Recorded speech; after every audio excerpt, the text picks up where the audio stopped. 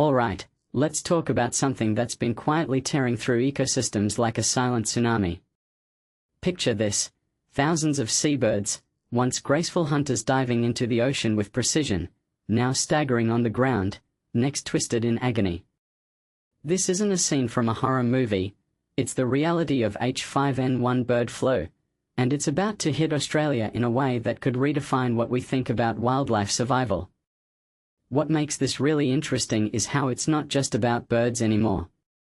It's a ticking time bomb for entire ecosystems, and the way it's spreading feels like nature's version of a domino effect we are only beginning to understand.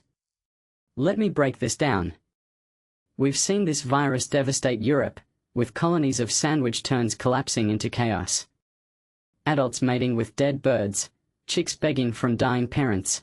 It's not just sad. It's a glimpse into the fragility of life when a pathogen finds a foothold.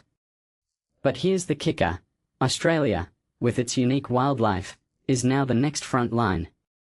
And this isn't just about birds. Think about seals and sea lions, these marine mammals that rely on dense colonies for survival. If the virus hits them, it's not just a local crisis, it's a global extinction risk.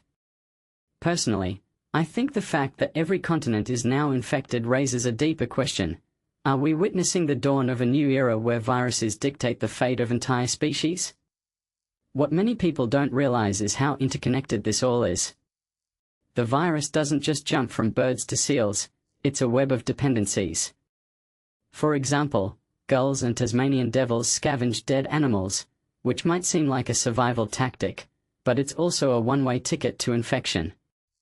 And then there's the Australian fur seal, already struggling from past hunting, now facing a virus that could wipe out decades of recovery in months.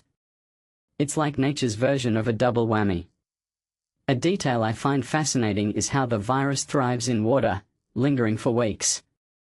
That means every estuary, every coastline, becomes a potential breeding ground for disaster. If you take a step back and think about it, this isn't just a wildlife issue. It's a mirror reflecting how human activities, like climate change and habitat fragmentation, have created perfect conditions for pathogens to spread unchecked. Now, here's where it gets even more unsettling. Scientists are projecting that nearly 400 Australian species could be at risk. That's not just a number, it's a countdown. Imagine the sight of swans and pelicans, these majestic creatures, washing up in droves. It's not just a conservation crisis, it's a psychological one. The confronting term used by researchers isn't hyperbole. It's a warning that we are looking at a scenario where the natural world's resilience is being tested in real time. And the worst part? We are not sure how it'll end. Will the virus burn itself out? Will ecosystems adapt? Or will we be watching the slow unraveling of biodiversity as we know it? This raises a deeper question: what does this mean for the future of conservation? In the UK, they're trying to rally communities to monitor and respond, but in Australia, the scale is so vast it's almost overwhelming. The hope is that long-lived species might recover, but that's a gamble. From my perspective, the real battle isn't just against the virus, it's against complacency. Because if we don't start seeing these die-offs as a wake-up call, we are not just losing birds.